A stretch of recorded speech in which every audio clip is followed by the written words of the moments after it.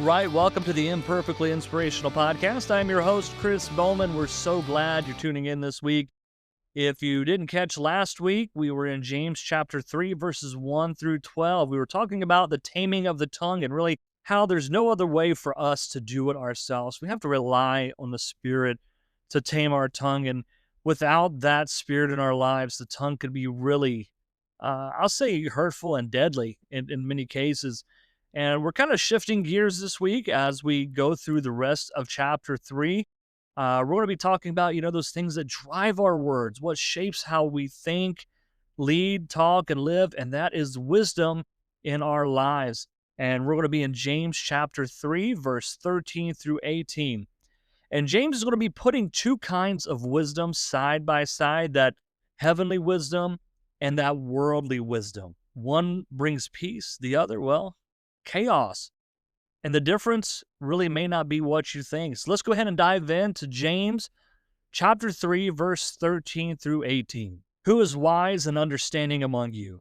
By his good conduct, let him show his work in the meekness of wisdom. But if you have bitter jealousy and selfish ambition in your hearts, do not boast and be false to the truth. This is not the wisdom that comes down from above, but is earthly, unspiritual, demonic. For those where jealousy and selfish ambition exist, there will be disorder and every vile practice. But the wisdom from above is first pure, then peaceable, gentle, open to reason, full of mercy and good fruits, impartial and sincere. And the harvest of righteousness is sown in peace by those who make peace. So let's remember, James is writing to Jewish believers who are now scattered all over. They're living under pressure, persecution, and really like a cultural tension. This is a new thing.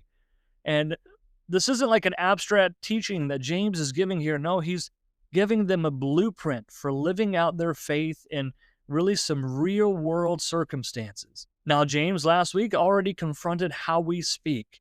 Now he's dealing with how we think and live. And in Jewish tradition, wisdom, it wasn't just an intellectual thing. It was a practical way of life. It showed up in how you lived.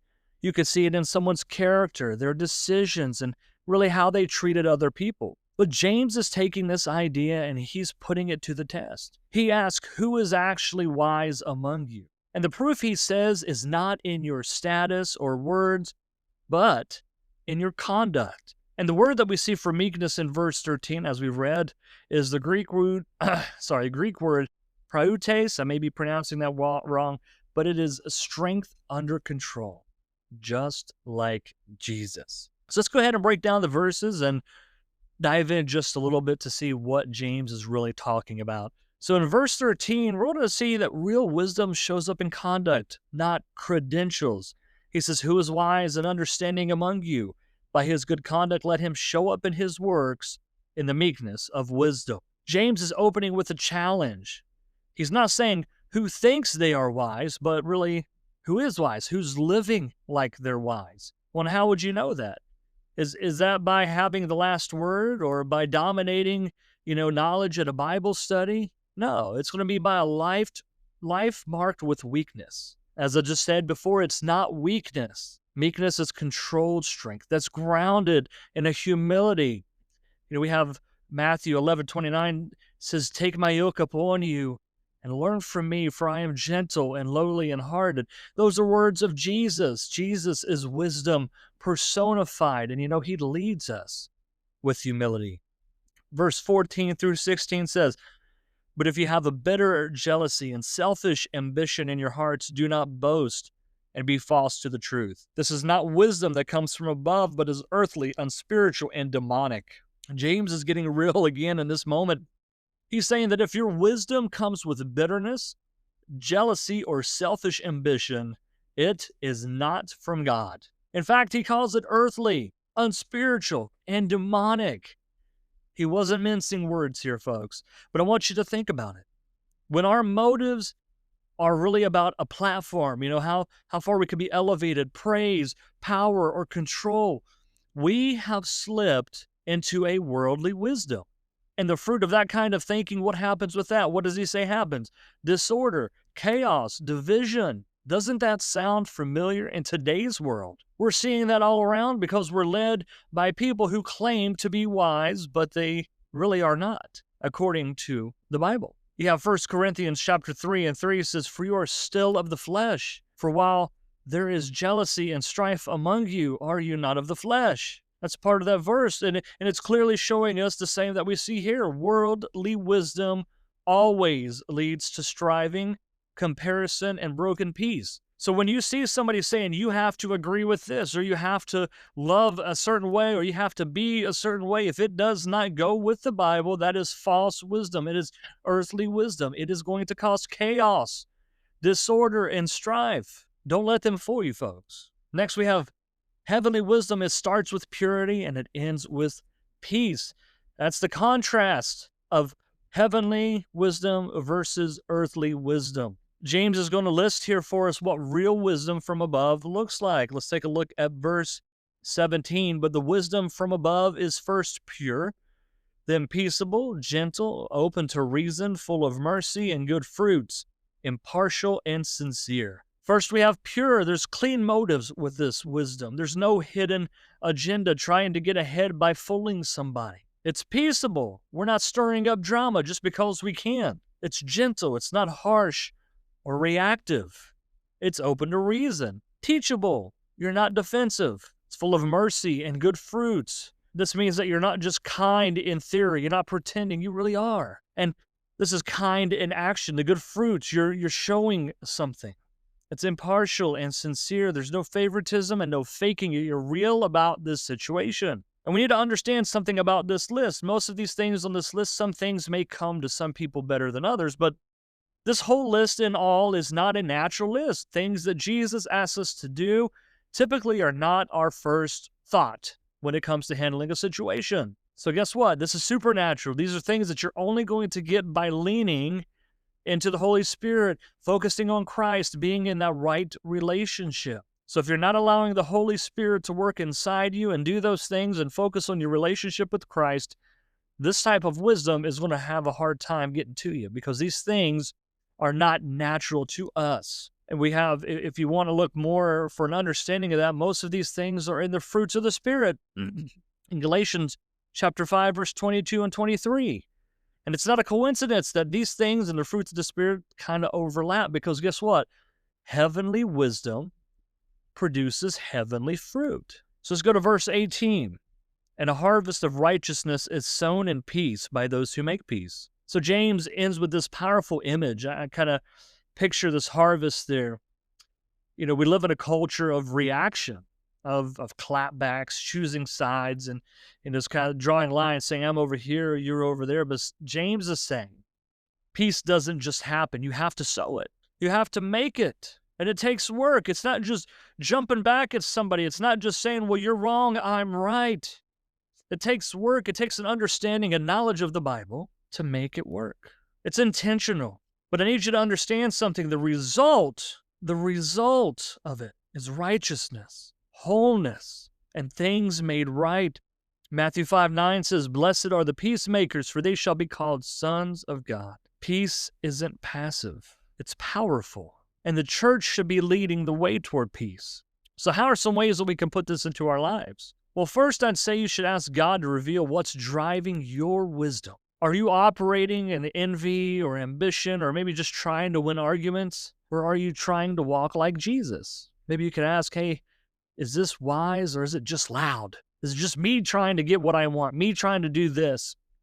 Or am I just trying to walk like Jesus? The next thing you can do is check the fruit. We know that worldly wisdom leaves destruction. Heavenly wisdom produces gentleness, mercy, peace. What trails are you leaving behind you? What are those things that you're leaving behind? Maybe you could ask yourself, are the people better after being around me or are they worse off? How are you leaving people? Next thing you could do is stop chasing a platform and start sowing peace. Social media just loves drama. It loves people being angry. It loves people posting things that just want to cause a mess. And, the keyboard warriors, they have no stop to them. We don't have to be that way. Jesus calls us to make peace, to seek unity. But I want to make it very clear that with that statement, it doesn't mean that we water down the truth. And that doesn't mean that we don't speak the truth. You say, Chris, well, there's so many people that disagree with Christianity and what it says about so many of the social issues about homosexuality and abortion and all these things. There is a way to speak the truth in love. I think of it as a prescribed burn.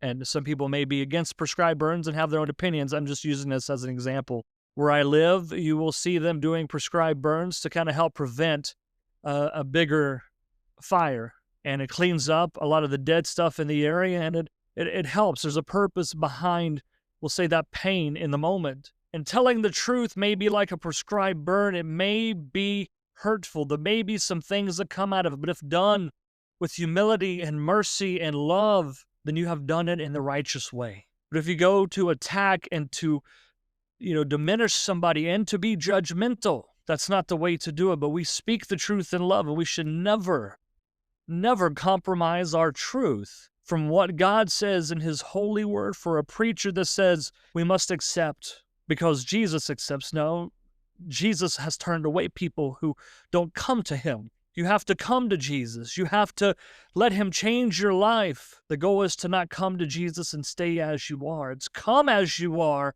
and be changed. So understand that we are called to make peace and to seek unity, but we do not water down the truth. We do not compromise the things that God has said. That is not our calling, but we do the things that we do with love, with humility and mercy, understanding that we were sinners doomed for hell until the saving power of Jesus came into our life and changed us. And we just want somebody else to experience the great things that we have experienced. That's what it's about. Moving on. And understand, you don't have to shout to be strong. You can choose that quiet strength of Jesus. Meekness isn't weakness, folks. It's Jesus on the cross, forgiving those who crucified him. You can ask yourself, do I reflect his heart, or am I just reflecting my opinion? And I've thought about this many times in some of the stuff I've talked about. And that's where, if you maybe listen to some of my first episodes versus now, you see a little bit calmer me. You see a little different tone on how I deal with things. It's not that I said the wrong things, it's how I said them. You don't have to yell. You don't have to scream and shout. Jesus didn't do that. And Jesus got angry at points. He flipped over the tables. He said some strong things during his ministry. Jesus always spoke the truth all the way up until his death. Jesus never caved into peer pressure. Jesus didn't yell and make a scene. He did get angry, and he spoke the truth. And Jesus had the most power that anybody could ever have on this earth, and he didn't utilize it to hurt a soul. So we can speak the truth. We can tell the world what the world needs to hear, but we don't have to be loud or angry or obnoxious. We reflect Jesus with it. But understand, when I say we don't have to be loud, we don't have to be obnoxious, that doesn't mean that we don't speak up. You can stand up for a cause, and you can be peaceful about it, and that's our call. But understand, folks, there's no wisdom like the wisdom of Jesus. And there's no fruit like the fruit that comes from walking with him.